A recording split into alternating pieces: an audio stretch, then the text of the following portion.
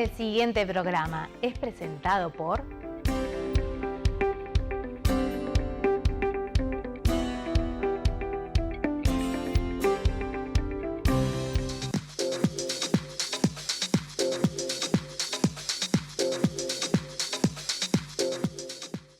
¿Qué tal, amigos? Gracias por el reencuentro. Aquí estamos una vez más intentando hacer un programa que sea del agrado de todos ustedes. Para esta oportunidad, algo que preparamos durante mucho tiempo, por lo menos mentalmente, tener a la Secretaria General de la Unidad Nacional de Seguridad Vial, hablo de la ingeniera Fernanda Tagabeita, con la que en algún momento compartimos. Yo estuve en ese escritorio durante un tiempo, ahora ella está, y para mí es un placer que esté ocupando ese mismo lugar y me llena de recuerdos. Y además, estar con el director de movilidad de la Intendencia de Montevideo, Germán Benítez, con el que mantenemos una relación muy fluida y muy importante. Con los dos vamos a hacer un programa que seguramente vamos a analizar cantidad de aspectos de la circulación y fundamentalmente de la seguridad vial.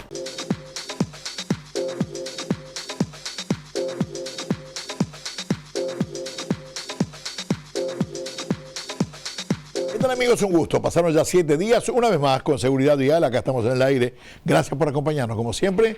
Bueno, en el día de hoy tenemos un programa, yo quiero disfrutar alguna cosa. Ustedes saben mi origen, y mi origen es el automovilismo deportivo. No quiero decir con esto que toda mi vida haya transcurrido dentro del automovilismo y los únicos valores son aquellos que corrieron o hacen algo en el automovilismo deportivo y que el resto no existe. No, para nada.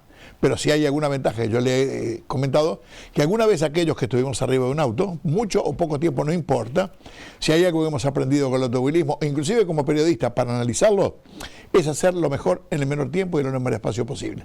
Pero fundamentalmente, y para aquellos que recién empiezan a conducir, y de ahí la nota que tengo acá con un amigo, Diego Miqueiro, que ya lo van a conocer porque es un técnico al que yo valoro mucho, aprecio mucho, independientemente de todo, ya lo van a ver, es que aquel que empieza a manejar y que hace un examen teórico con un libro muy chiquito, y para mí, y yo lo considero con todo respeto igual, de que es absolutamente insuficiente, lo que yo pretendo es que tengan un examen teórico, un conocimiento teórico que les permita llegar a un auto, y antes de las 15 clases prácticas, que son iguales acá que en Estados Unidos, pero no son más que eso, y en 15 no aprende a manejar nadie si no tiene una buena base teórica, que llegue a algo que no le parezca algo hostil, que llegue con un conocimiento teórico, que sepa que es un auto, además de abrir la puerta, sentarse y agarrar un volante, y agarrarlo de buena forma, y por qué, ¿de acuerdo?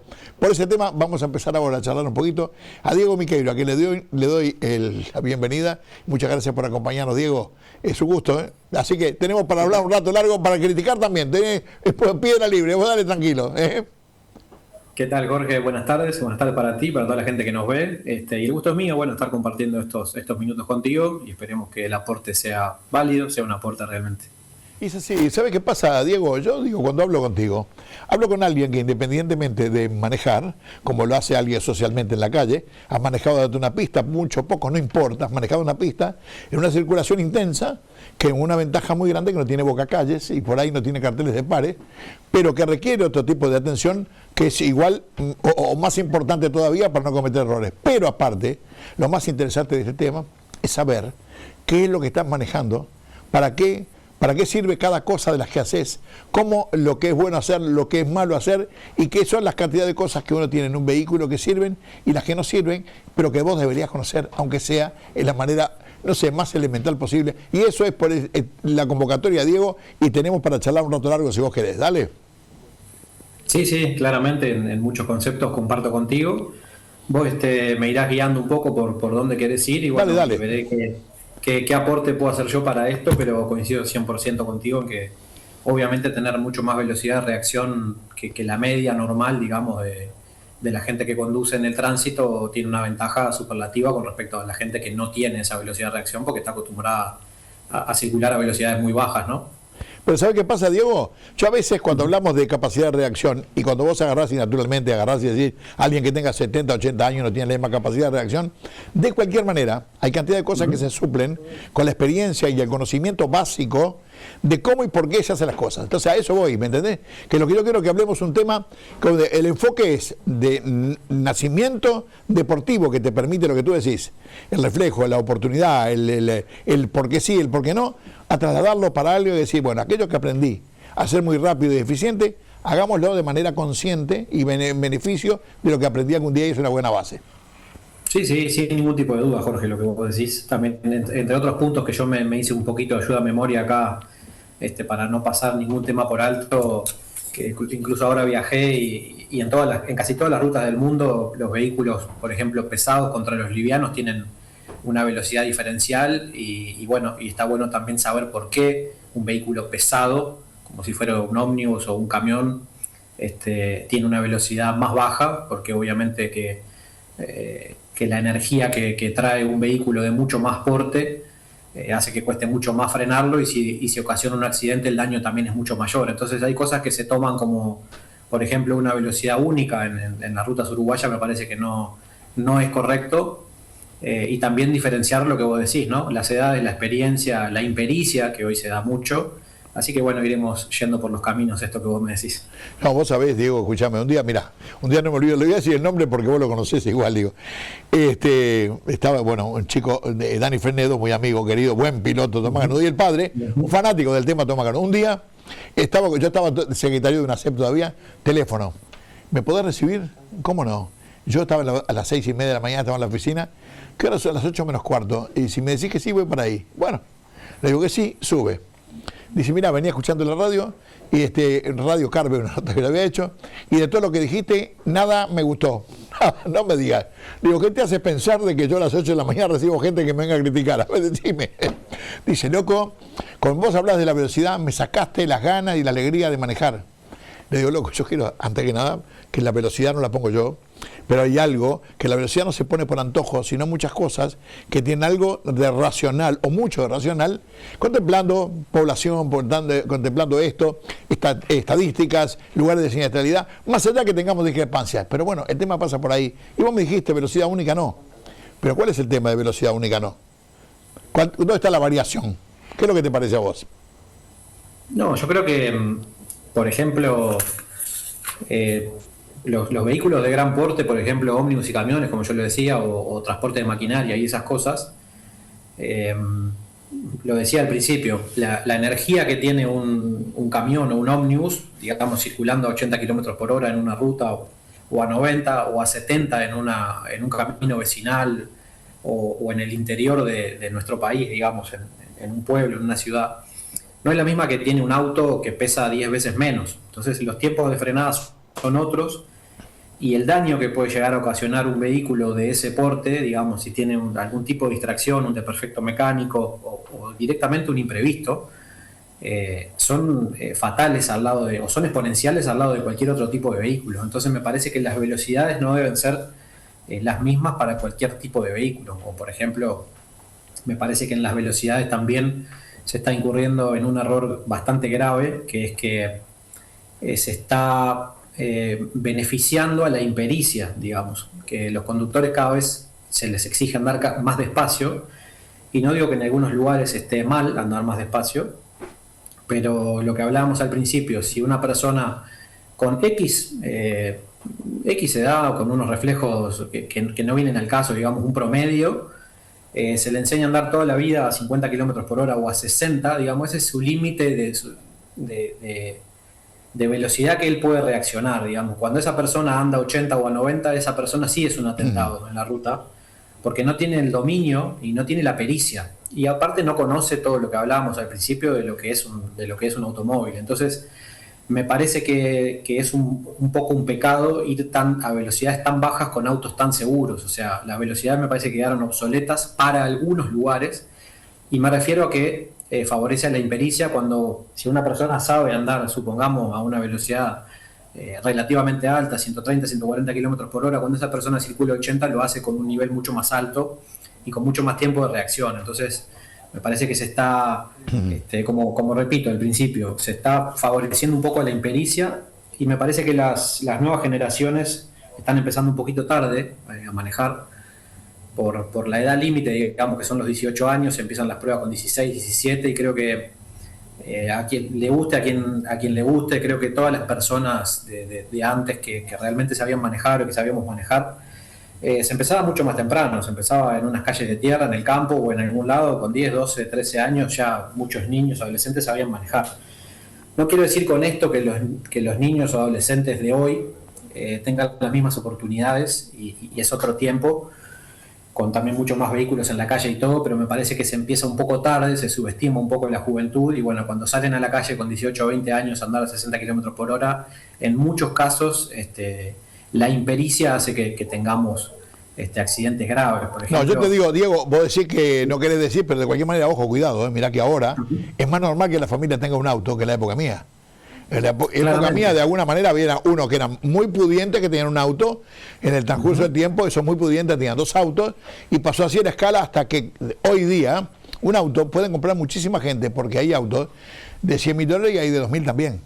Esta es la historia. Lo que pasa que hay cantidad de carencias que nosotros seguimos disimulando por el tema, no sé, de que hay determinadas cosas que las permitimos, políticamente se permiten por determinadas razones que no quiero entrar en el tema, ¿de acuerdo?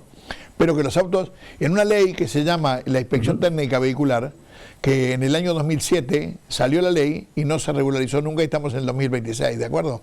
Y en Montevideo a vos te la pide un escribano si vas a cambiar un auto o algo, y como si fuera algo, ¿cómo te puedo decir? Sin importancia, que vos tengas y sepas el estado de tu vehículo en beneficio de la seguridad y fundamentalmente de aquellos que tengan menos recursos. Entonces voy a lo que vos dijiste en alguna parte. Yo, en algunos comentarios que he hecho muchas veces, digo, uno de los principales enemigos de todos los pilotos, de conductores, corredores de autos, camioneros, de profesionales, de lo que vos quieras, son las largas rectas, no son las curvas. En la parte de curva vos venís muy atento. Lo que vos necesitas para la conducción es una concentración y una atención que naturalmente irá de acuerdo a tus condiciones o tu base, ¿de acuerdo? También le digo a los directores de ahora de la seguridad vial que agarro la ruta 2 y que cuando hay unas rectas brutales, le digo, por favor, pónganle algún tipo de señal al costado, porque el conductor cuando viene y de noche viene solo, necesita ir acompañado. Y te acompaña la señalización, te acompañan las guías, alguna cosa que te mantengan a vos despierto y alguna cosa más. Entonces, vas a largas rectas. Me ha pasado a mí. Voy a parar a tomar un café de algún lado. Uy, ya hace 20 kilómetros que me pasé. Es porque vengo distraído, vengo en otra, porque venía a 80 kilómetros por hora, que el 80 me aburre mucho y el camino está muy bueno y me aburre mucho más. Entonces, claro, ahora, que va primero el huevo o la gallina, Dieguito, a ver qué es lo que hacemos, cómo lo arreglamos. Entonces vamos a que pienso lo que te dije antes. Unas clases teóricas, me pasó en Estados Unidos. Paré a un instructor de escuela y le digo, ¿cuántas clases dan prácticas? 15. Ah, dice, sí, pero ojo, que la parte teórica es un libro así de gordo y se pierde el examen 3, 4 y 5 veces. Entonces, ¿qué pasa? Cuando vos aprendas todo lo que ahí dice y es de verdad, llegás a un auto y es como si lo hubieras conocido toda tu vida. En cambio acá todavía sigue y vas a determinadas clases que yo veo, algunas escuelas de conducción son buenas y otras no tanto, ¿tá? Donde lo que se enseña, porque así lo exige, determinado tipo de temas de conducción o de guía de lo nuestro, es a que salves un examen.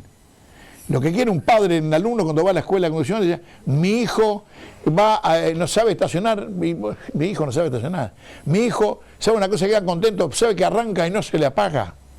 Y yo me pregunto, ¿y cuando tenga que frenar sabrá parar? Digo, pero hay conceptos equivocados, generalmente equivocados, que hacen que todo nuestro esquema y lo nuestro no funcione bien, y después vamos a ir a cosas un poco más técnicas, Diego.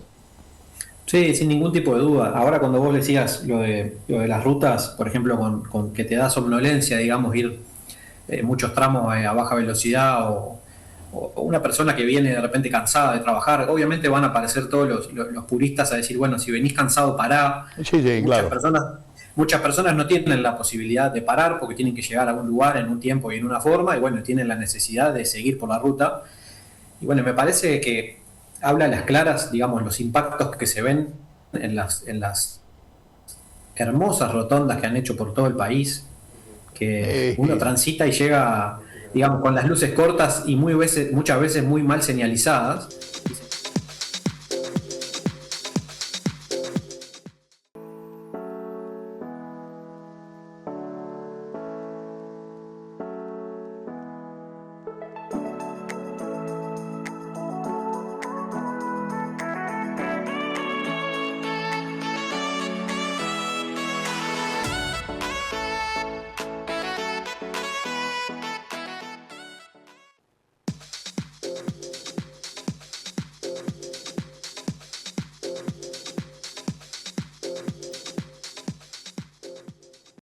¿Tenés dudas sobre cómo manejar en determinadas situaciones o qué dice la ley de tránsito?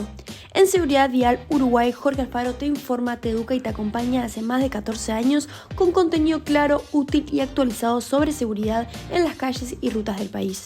Queremos que manejes seguro y con confianza, por eso respondemos tus dudas directamente en los comentarios. Tu consulta puede ayudar también a otros conductores. Seguinos y deja tu comentario y mira nuestros videos. En Seguridad Vial Uruguay, el conocimiento salva vidas. Inciso 6 dice claramente que el que dobla pierde la preferencia.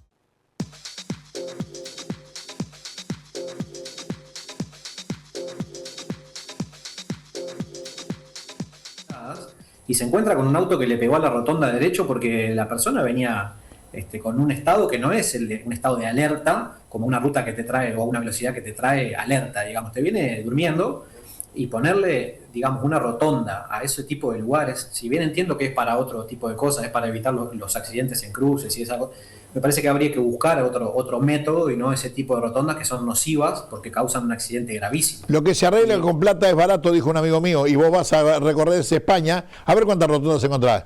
No, hay elevados, pasar por abajo, por arriba, pero por la rotonda no, porque la negación a la conducción, a la eficiencia, al gasto de combustible, a la conducción, a los siniestros, a todo, bueno. Ni que hablar, ni que hablar. Esto creo que el disparador de esto creo que Jorge puede haber sido cuando yo te escribí después del accidente que hubo en la Rambla. Sí, sí. No este último que hubo hace 3 días, que volvió a haber uno en el mismo lugar, sí, sino el anterior que tuvo... Ojo, pero para que perdóname, ¿sabes por qué te digo esto?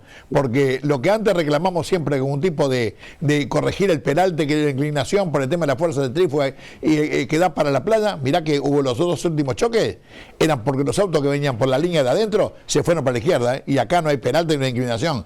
Hay un tema que es, y yo lo quería tocar contigo casualmente, que más allá del teléfono, de la distracción, principal causa de siniestro, distracción, y el teléfono ahí ocupa más del 90%. Pero hay otro tema, ¿sabes qué, Diego? Yo lo quería conversar contigo para ver si estoy fantaseando un poco. Hay un momento, cuando se hizo el canterito ese del escalón de la Rambla, me acuerdo, el director de tránsito de aquel momento, que después fue ministro de Tránsito y Transporte, el Víctor Rossi, me llamó, y después de haber tenido varios diálogos con él, que había hecho el canterito, le digo, ¿sabes una cosa, Víctor? No me gusta. Pasó el tiempo y la verdad le digo, mire, tiene razón, porque había evitado muchos siniestros y cantidad de cosas. Pero en ese lugar, donde ya cuando se llamaba Itacurubí, no ahora, como se llama ahora la calle, y hay amigos míos, bueno, sin amarillo, Pablito Di Velo, copiloto Gustavo Trelle en Suecia, en una carrera madre mundial, tiene un fierro en el fémur, largo así, ha venido acá en mi programa varias veces, de ese mismo lugar, o sea, te hablo hace 28 años, ¿está? Calculá que este tema ha seguido igual. Ahora, ¿por qué se producen tanto? ¿La inclinación es tan grande? No. ¿Pavimento resbaladoso? Sí.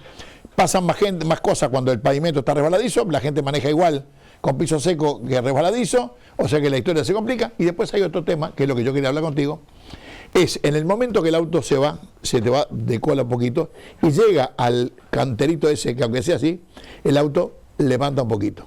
Estoy hablando de una fracción de segundo, ¿tá?, en que el auto pierde tracción, porque los autos de carrera tendrían blocante, esto no lo tienen. Al levantar una rueda en el aire, es esta la que gira y pierde tracción, y aquel desplazamiento de sobrevirante que se iba la cola para acá se podría ver aumentada, y yo digo, no sé si esto es una fantasía o es algo más posible de lo que normalmente creemos. Jorge, yo creo que ahí pasan varias cosas. Primero y principal, me parece que lo que vos decís sí tiene mucho que ver, pero me parece que incluye una variable más, que es, digamos, esto se lo he explicado a algunos pilotos que bueno, tengo charlas en mi equipo, que directamente no saben qué está pasando con el peso dinámico en el auto. Digamos, vamos a poner, no sé, un ejemplo de un auto de 1.200 kilos que tenga 400 kilos por rueda delantera y 200 kilos por rueda trasera. Muchos gomeros o mecánicos o la creencia popular hace que si vos vas a poner 2 neumáticos nuevos, tenés que ponerlos adelante. Eso es un grave error, sea tracción delantera o trasera. Y hay un estudio de Pirelli que lo respalda. Y de Michelin igual. La mojada. Y de Michelin igual. Bien. Cuando vos pones 2 neumáticos, sobre todo estamos hablando de días de lluvia y en ese caso en particular, cuando vos pones 2 neumáticos nuevos en el eje delantero, haces que el aquaplaning en el eje delantero disminuya. Cuando hablamos de aquaplaning quiere decir que la capa de agua que hay en el asfalto no deja que haya contacto de los neumáticos con el piso. Pero si los neumáticos traseros están más bajos o están más lisos, no termina de sacar el agua y pasa lo que estamos viendo en imagen ahora. La cola, que es mucho más liviana, por lo tanto tiene mucho menos peso el neumático contra el piso, se encuentra con la misma capa de agua o muy similar al ser una curva. Si fuera una recta, las gomas delanteras van sacando el agua y las traseras van encontrando un piso más seco, pero como es una curva eso no sucede.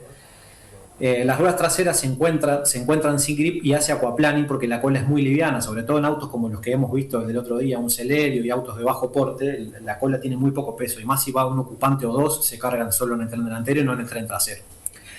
La primera reacción de cualquier persona que maneja un auto que se le va de cola es apretar el freno.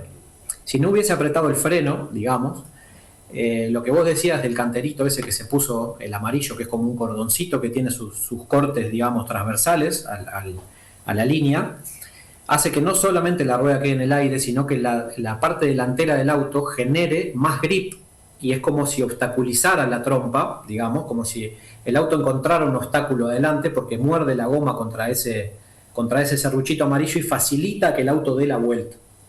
Entonces, al dar la vuelta, fácilmente se cruza, digamos, de la mano que va oeste a este, se cruza para la mano que va este-oeste. Y no solo un grave error que me parece, más allá del peralte, de la impericia de los conductores, que en este caso un conductor con más pericia o con el auto en condiciones, con neumáticos traseros en buenas condiciones, probablemente no le pasaría.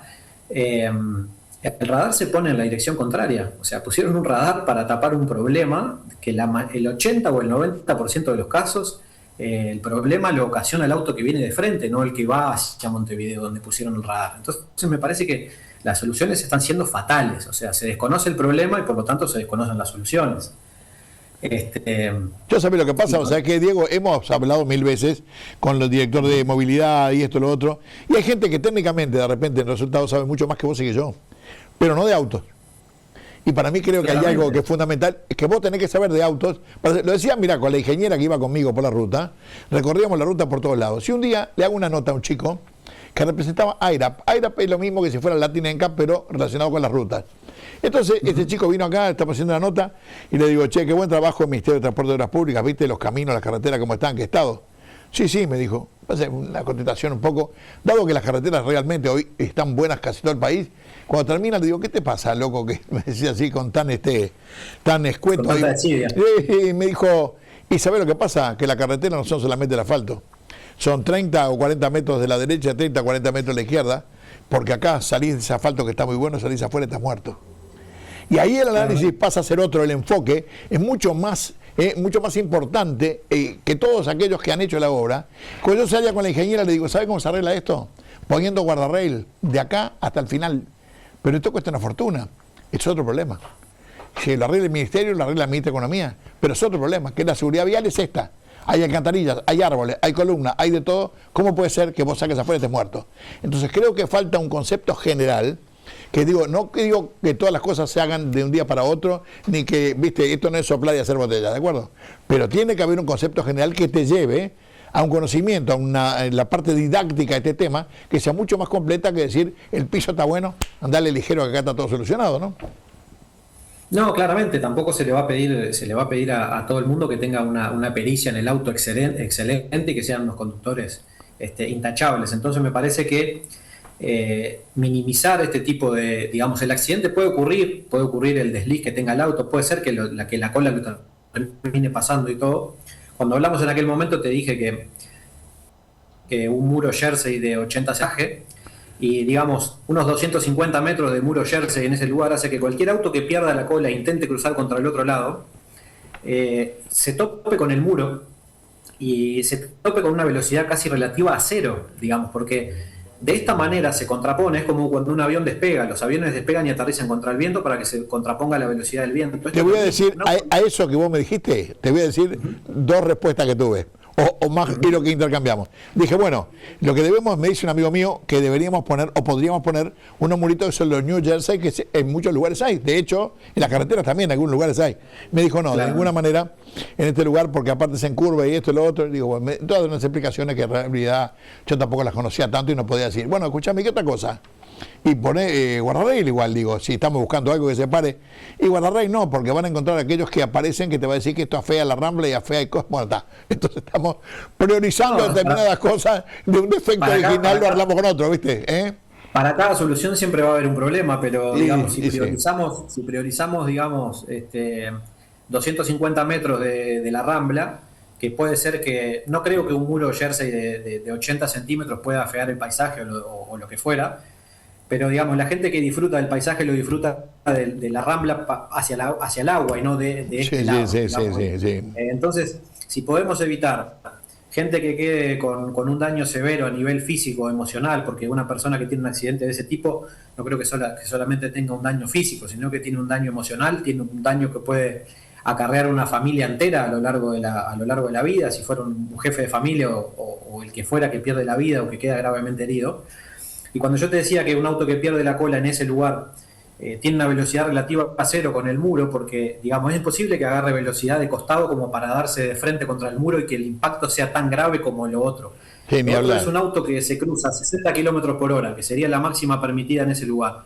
Se cruza a 60 km por hora y se da de frente con otro que viene a 60 km por hora. La velocidad relativa a cero es 120. Sí. Entonces los daños son extremos, Contra alguien que me venga a decir que afea la Rambla y estamos evitando muertes y accidentes fatales, me parece que estamos hablando de cosas diferentes. Bueno, sí, hay un momento en este momento de discusión, he discutido varias veces con el presidente ahora de la UNACEP, Marcelo Metedira, que es amigo mío, y que lo respeto mucho, aparte porque es muy trabajador, pero entre las penas que hay 10 multas para sacar puntos en la futura licencia de conducir, ¿no? Licencia por puntos, la que no perdés ningún punto es adelantamiento indebido en la ruta. Yo esto no lo puedo creer. Adelantamiento indebido en ruta para mí sería pena, no sé, cárcel perpetua, a veces cadena perpetua, porque lo que pase casi siempre son choques frontales y mortales, ¿te das cuenta? Bueno, pero es un atentado. Y bueno, yo qué sé yo, Diego, todos pensamos igual, ¿no? Sí, bueno, yo creo que es un atentado. Después, vos tocaste un tema que me decías de los teléfonos. Claramente la distracción, ahí estamos viendo el accidente justo. Sí. Este último viernes creo que fue. Sí. Me parece que los teléfonos tienen muchísimo que ver, más de lo que creemos. Y me parece, digamos, paradójico que los autos más modernos cada vez tengan pantallas más grandes. Estuve viendo en Latin NCAP que ahora van a empezar a perder puntos por el tamaño de las pantallas, porque hoy vos querés cambiar, digamos, la velocidad del ventilador o los grados del aire acondicionado y sí o sí tenés que mirar la pantalla, que capaz que la pantalla está en otro modo, está en modo radio o en modo navegación y tenés que estar sí o sí sacando la vista del camino para tocar una pantalla que no difiere mucho del celular. O sea, es una contradicción absoluta que se exija a los conductores airbag, cinturón de seguridad, todas las medidas que sabemos que disminuyen los riesgos, y los autos cada vez vengan con una pantalla más grande que los conductores lo único que hacen es distraerlos. No, para mí es ridícula, te voy a decir, Yo creo que tuviera una pantalla brutal para el copiloto me parece aceptable. Ahora, que ponga la pantalla gigantesca que ocupa todo el tablero, claro. O sea que como decoración, bacanudo, pero para un museo con un auto parado, andando, me parece que es una aberración. Realmente creo que hay cantidad de cosas que van progresando ahora. Cuando vemos el tema de la Latin NCAP, que vos me decís, lo que me llama la atención, que haya ese tipo de desconexión, también a nivel mundial, internacional, con de los fabricantes, con toda esta gente que inspecciona y que dice sí o no y puntúa de acuerdo a la seguridad, bueno, como que estén desconectados y no sepan qué es lo que va a pasar, ¿no? Entonces, bueno. Sí, yo escuché el mes pasado que Latin NCAP decía que van a bajar puntos, van a bajar estrellas en seguridad en los autos, que la pantalla exceda, creo que eran las 6 pulgadas, que me parece lógico.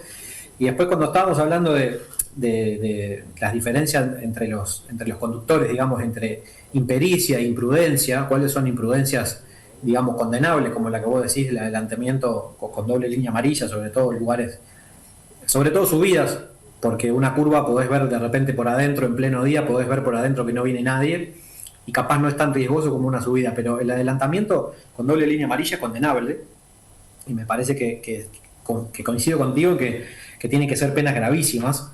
Y el otro día salí a caminar, como lo hago casi todos los días acá en la Rambla. Yo vivo en Ciudad de la Costa, y había unos inspectores buscando un lugar donde poner un nuevo radar, aparentemente un lugar muy amplio, donde la velocidad es 60 km por hora. 3 kilómetros más adelante, el mismo lugar ya no es tan amplio porque está mucho más poblado y la velocidad aumenta a 75, cosa que no tiene razón de ser. Y en las calles de adentro, ahora no sé si has venido por estos lados, Jorge. Sí, estuve por ahí. Después del saneamiento se hizo un asfaltado que la verdad que quedó precioso. Los autos andan a 60, 70 kilómetros por hora, los las motos andan a fondo, literalmente, 70, 80, 90 kilómetros por hora por adentro.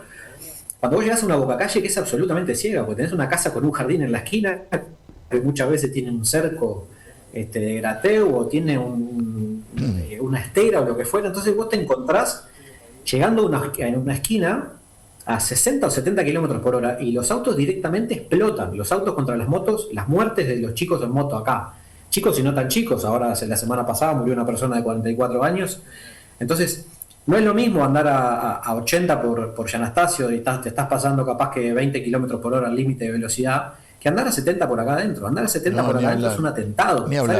Sale un chiquilín de una casa que estaba jugando a la pelota y directamente lo matás. Entonces, me parece que hay muchas cosas que están siendo muy contradictorias, ¿no? Y hay otro problema más ahora, el tema de los autos eléctricos, Diego, porque hay un tema que está, el tema, es otro tema que no lo han analizado bien todavía, ni siquiera los neumáticos, Yo digo a la gente que anda con auto eléctrico, digo, mire que esto acelera mucho, pero en la misma medida, en la misma proporción se gasta la goma.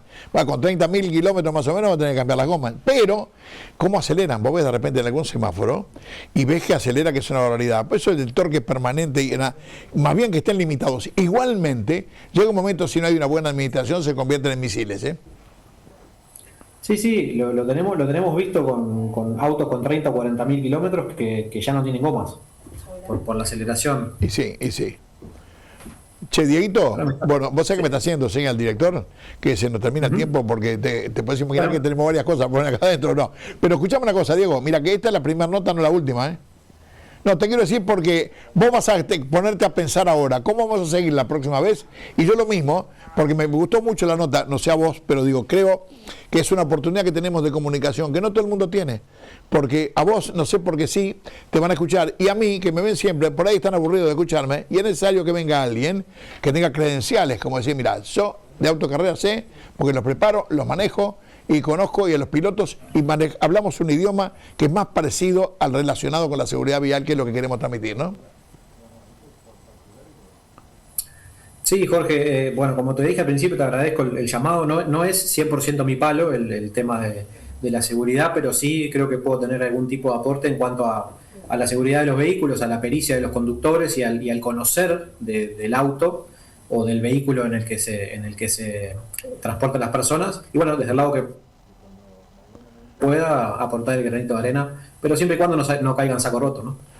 Diego Miqueiro, 1.000.000 de gracias, un abrazo al amigo, ya nos veremos pronto si Dios quiere, Chau, hasta pronto. Saludos a todos, Jorge, chau, gracias.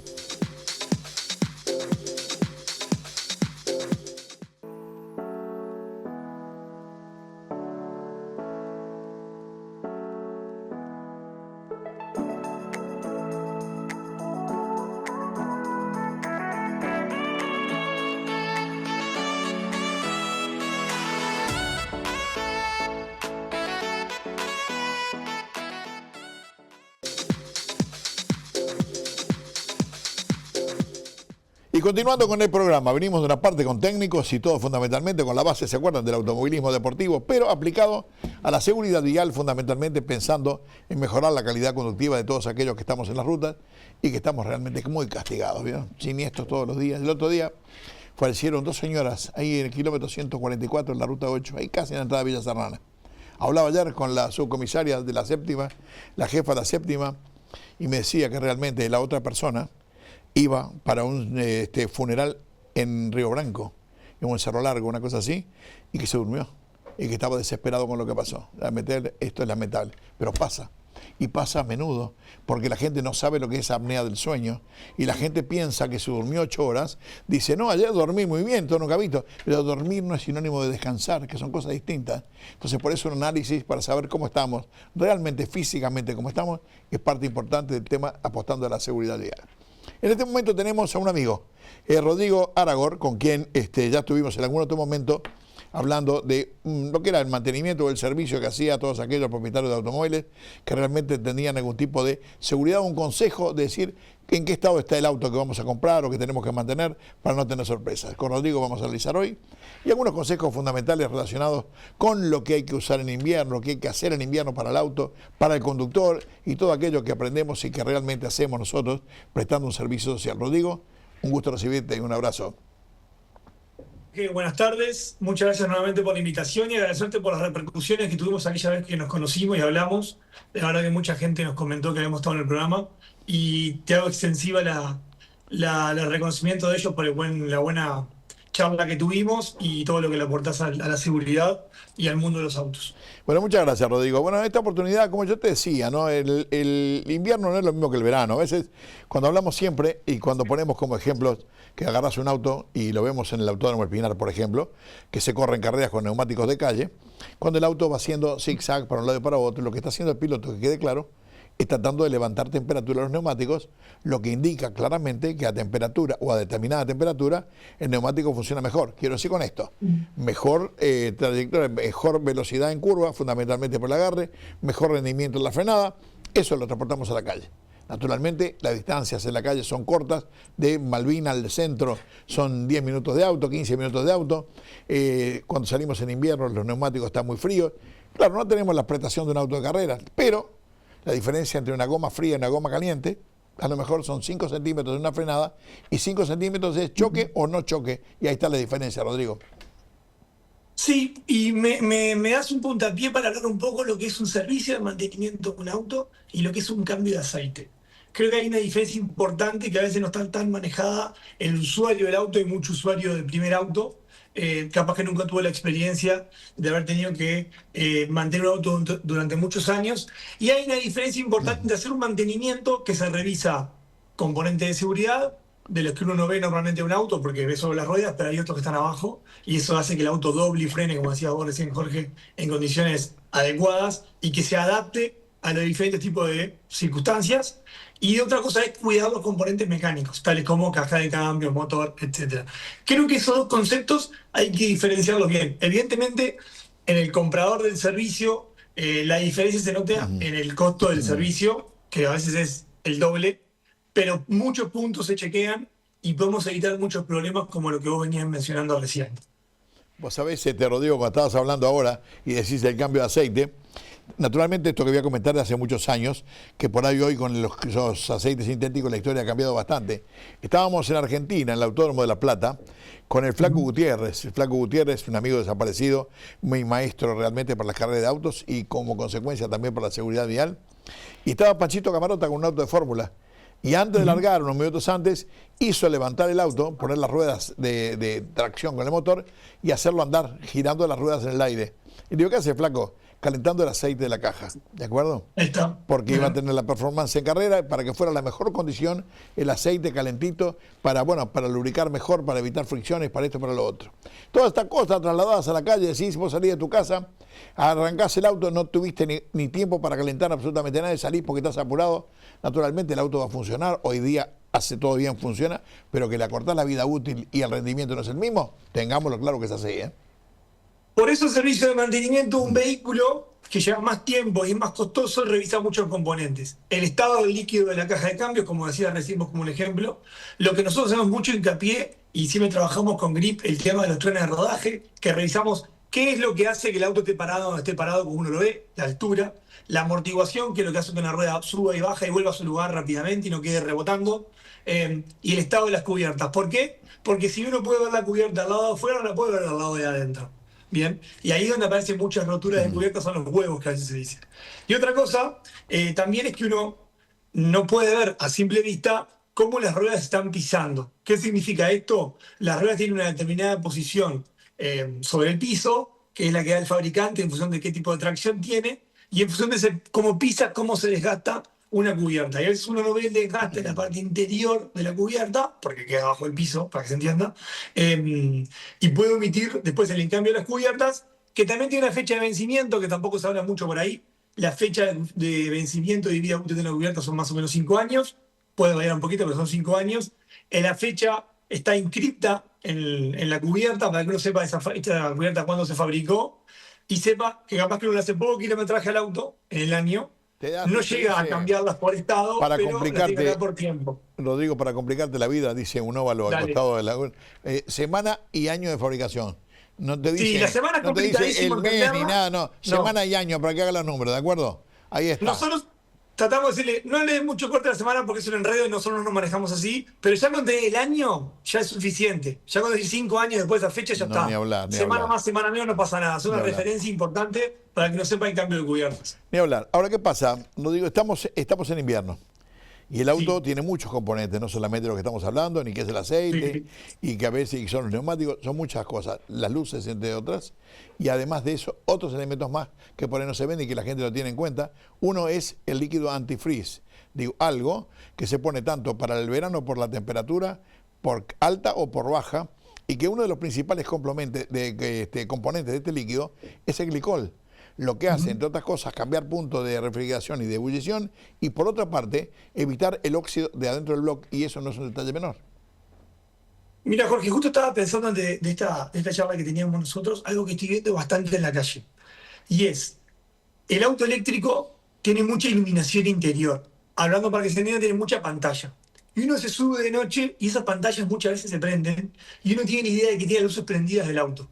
Y no siempre tiene luces prendidas del auto. Yo veo mucho auto en la calle que va de noche o de tardecita con las luces apagadas, porque el que se sienta adentro, al ver todo prendido, le da la idea de que está todo el auto prendido. No. Salvo que esté en auto, la perilla de las luces, hay que tener ese detalle a mencionar. Lo digo como seguridad, porque lo he visto bastante en la calle y yo me paro a observar en las calles lo que está pasando. Sí, Después, perdóname, interrumpa antes que siga.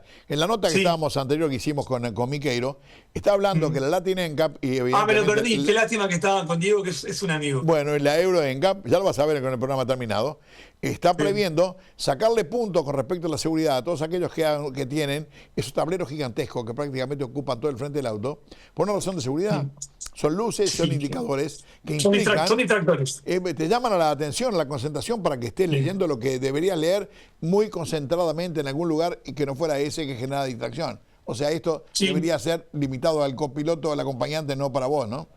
O cuando el auto no esté circulando a 100 kilómetros por hora. Capaz Sí. que lo podés ajustar hasta 20 kilómetros por hora, por ejemplo. Es Se va decir, pero suave, no sé. volviendo al tema del antifreeze, si digo esto, decía esto, porque a vos se te ocurre, por ejemplo, ir ahora a decir, salgo con mi auto y me voy a Bariloche, vas en pleno invierno. Si el auto no tenés el antifreeze y esa cosa, es muy posible, sobre todo un auto que tenga algunos años, donde los aislamientos y las cosas están bastante limitadas, que cuando amanezca el otro día, cuando hay 10 grados bajo cero, 15 grados bajo cero, te encuentres con el agua congelada en las cañerías, alguna cosa, y se te ocurra prenderlo y va a ser un desastre, ¿no? Así que vos habla de esto.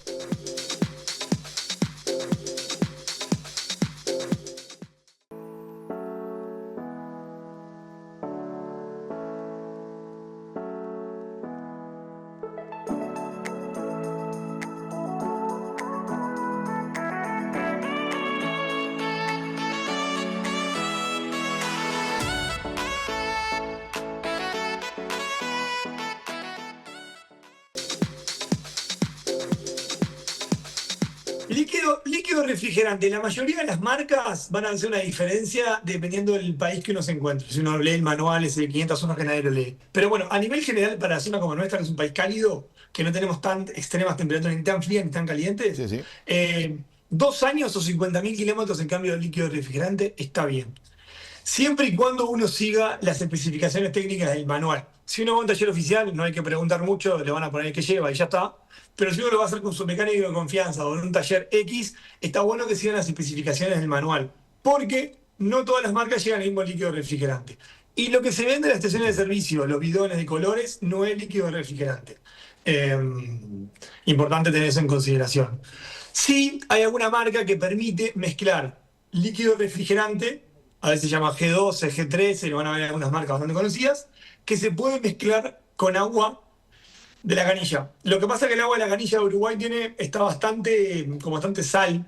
¿Se acuerdan que hace un tiempo tuvimos un problema de exceso de sal también, ¿no? En las tuberías. Y puede atacar el líquido refrigerante del motor. Pero se puede mezclar con agua desmineralizada. Esa sí la venden en la estación de servicio y tiene, por ejemplo, para completar, ¿no? Tiene mucho menos componentes minerales de lo que tiene el agua de la canilla. Pero bueno, siempre guiarse por la información del fabricante. Toda esa información está en el manual del auto o en internet. Hoy en día en internet encontrás la ficha de mantenimiento del auto y lo vas a encontrar. Ya cuando se mezclan los líquidos refrigerantes, las marcas del líquido refrigerante y las especificaciones, es cuando el motor después se rompe. Lo más normal que estamos viendo hoy en día, y lo pongo con ejemplos claros, es agregarle mala calidad de líquido refrigerante al Chevrolet Onix y lo primero que hace es taparse el radiador de calefacción. Que para los que no saben, el líquido de refrigerante del motor, el agua, funciona mismo con el agua para el radiador de calefacción que va atrás del tablero del habitáculo y como son muy finitos los conductos se tapan y es el primer síntoma de que algo en el sistema está trabajando mal. Lo digo del Onix porque es un auto súper popular y hay muchos. Bueno, mira, realmente hay cantidad de cosas que componen un auto, como decíamos antes, y que la gente no toma la precaución de tener. Tenés un filtro adentro del habitáculo. El filtro de polen, o se llaman de otra manera también, que lo que pasa es que tiene mucha importancia fundamentalmente en invierno cuando andas mucho con los vidrios cerrados y que realmente hay un tipo y hay algo de contaminación y también es importante. Es lo que respiramos. Y no es un filtro que se cambia así nomás, a veces tiene algunos recovecos que hay que buscarle la vuelta, pero en el taller naturalmente sí que lo van a hacer, ¿verdad? Sí, la mayoría de los fabricantes lo recomiendan cada 2 servicios o 20.000 kilómetros, ¿no? Que la norma en Uruguay son 10.000 kilómetros.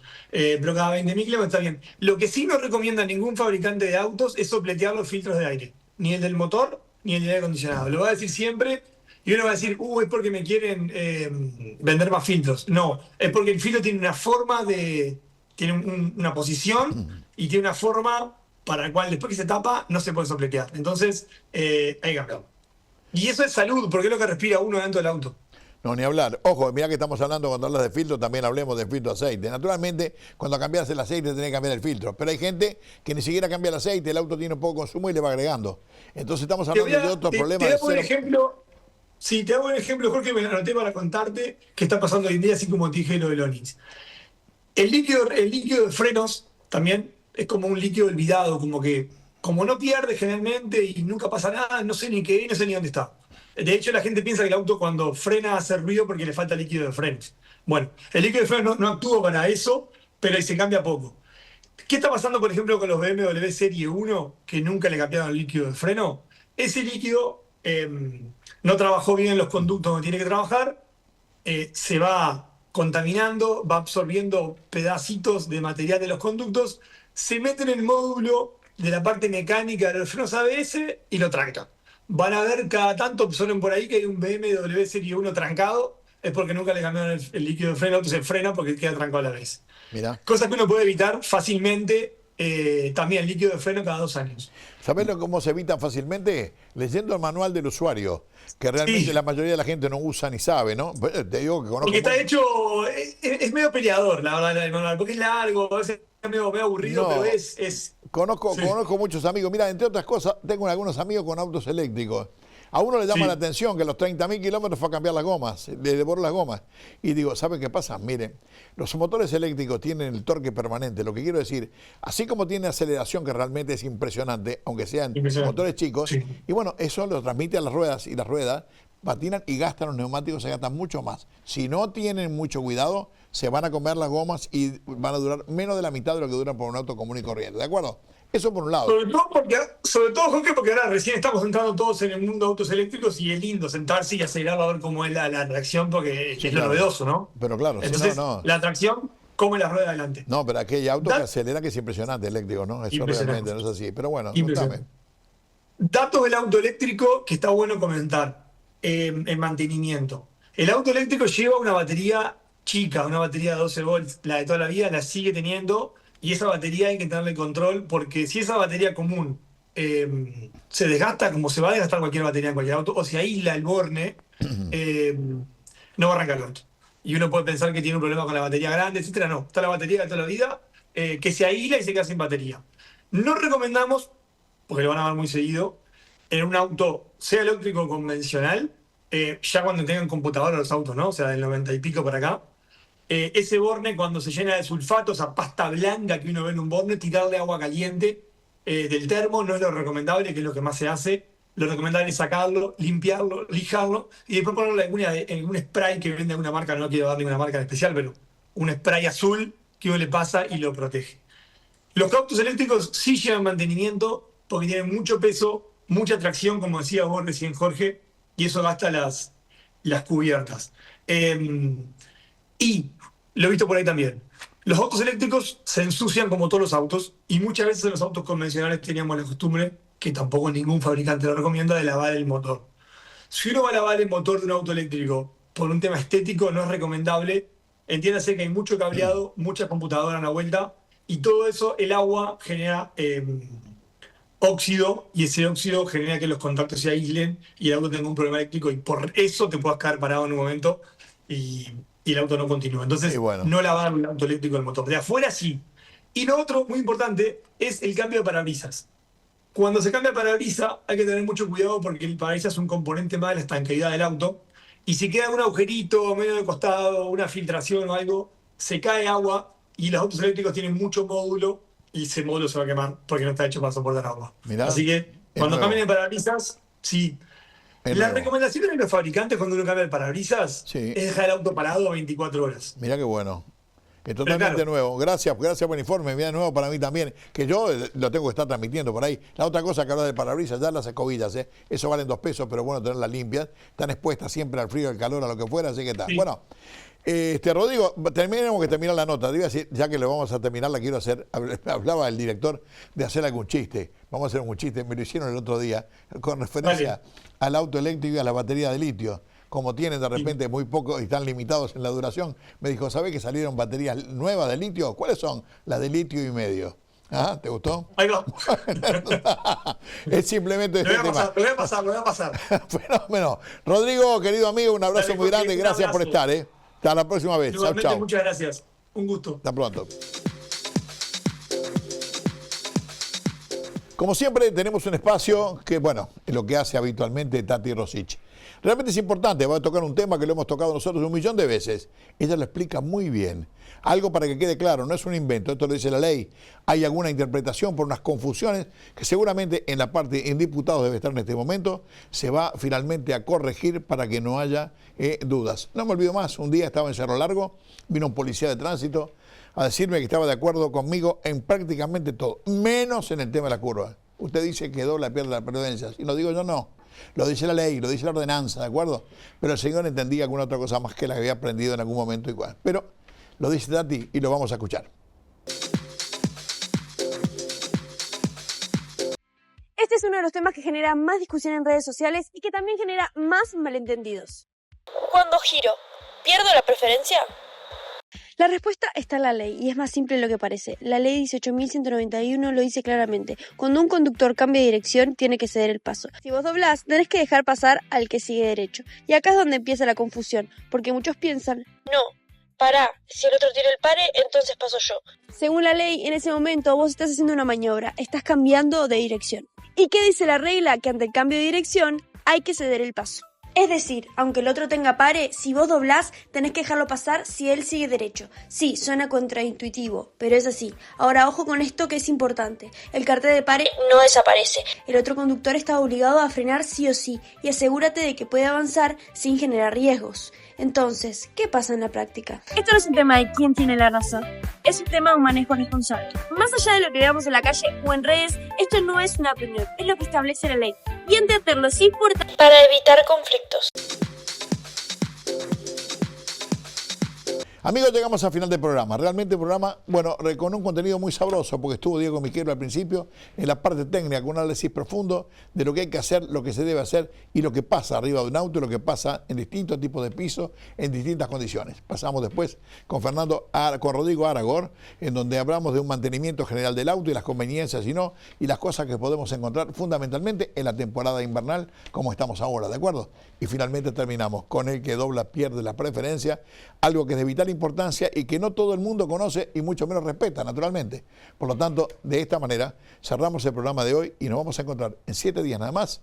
Gracias por acompañarnos y hasta siempre. Chao, chao.